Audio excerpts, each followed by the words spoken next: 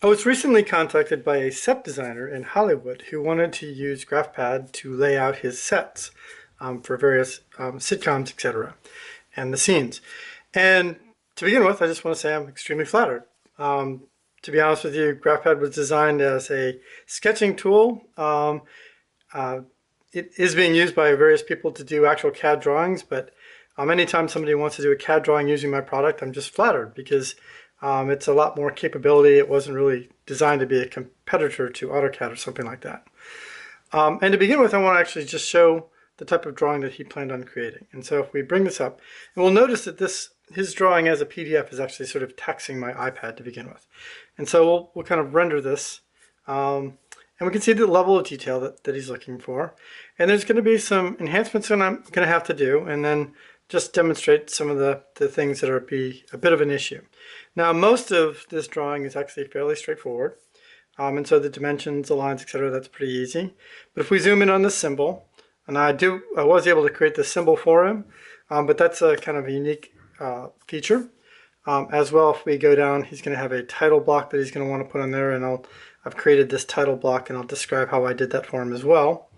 But the one issue that's going to be a bit of a problem for me, and I'm going to have to enhance the product to handle, is the scale. If we kind of can zoom in on the scale here, the scale is 1/4 of an inch equals 1 foot in real life. So if you measure this on a sheet of paper, each 1/4 inch would represent a foot, and that's not something that from a technology standpoint we do anymore, or wasn't thinking of doing, simply because certainly on the iPad you can see you can zoom in, zoom out, and so that isn't particularly meaningful. But even if you created a PDF and then printed it out, you could print it out on a larger paper or smaller paper.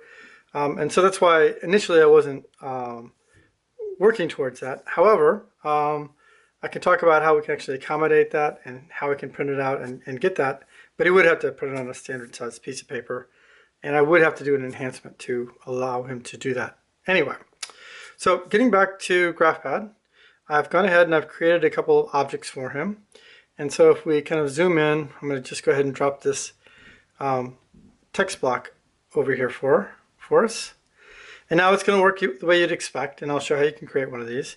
But he would type in his text, he would tab between fields. I actually used the Pixelmator in order to grab the image of this text block from his document and then use that as a image and just laid out text fields.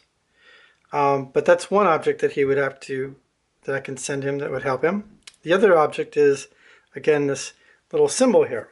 And what's neat about that is it's got a text field, so we can put in the letter G, hit return, but we can also point it in the direction it needs to be, so we can rotate it around as he needs to for his drawing. So how do we create these objects? And so if we start off with an image, and I'll just lay out a couple of fields on it. Let me go back over here and change one setting. You want to bring it in at the maximum resolution, which is already set. So import image size large. And then if we import the image that I captured, and we'll zoom in on this, all he needs to do, or would have to do, is go into text, lay out his fields.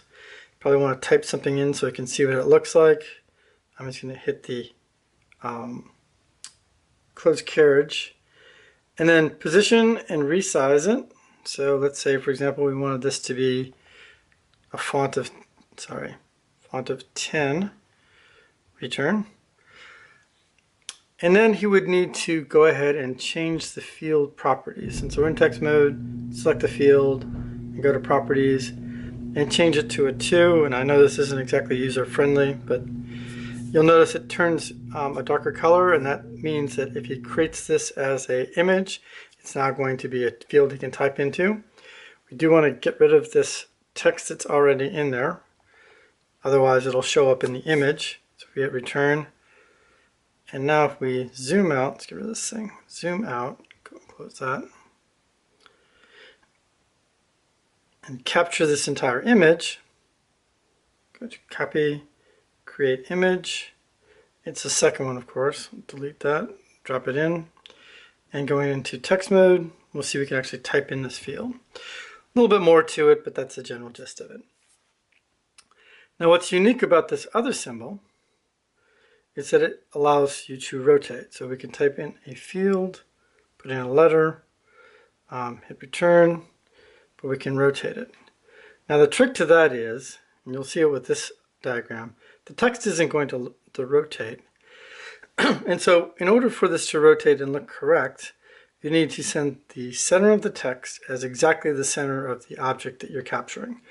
And so for example, zoom out, if I created this as a drawing, I would know that the center of the text is there. I would have to create it so that the two coincided. Otherwise, the text is going to jump around. And again, you'd want to actually clear the text before you actually saved it so that you didn't end up with the text inside of it. So now we just have a blank field and we can type into it whatever letter we want. And sorry, hit return to get that. Okay, so those are those two features. Now, again, you'll notice that in GraphPad, you've got a scale, and as you pan and zoom out, the scale resizes. I'll go to this side. That's how I was handling scale, and so you could actually look at it, and you'd also have the grid, which actually represents the larger brackets, and you'd say, okay, between the two larger, deeper lines, you'd actually say that's 10 feet. You could count it out. Within the drawing, for him to get a scale which was printable and was like, for example, 1/4 inch equals some fixed distance, you would have to set the scale. Now we could do that, right? So say for example we took 10 feet and we said we wanted it to be 11 feet 6 inches. Okay, return and hit grid size. What we'll notice is it captures the grid size as being each one of those smaller blocks is 8.695 pixels. The problem is, however, is if we create a template that saved all this kind of stuff, we'll say template 2, hang on 1 second, I'll just say test 2. The problem is that if we open that back up, test 2, and it blows up, try that again. Test 2, it's giving me a hard time. Okay, let's go back to test 1. They did pretty much the same thing. Quit that.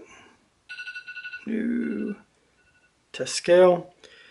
Unfortunately, it's not saving that value. So even if you got the scale so it was exactly the way you wanted to, you can't save it and reopen a new file which has that.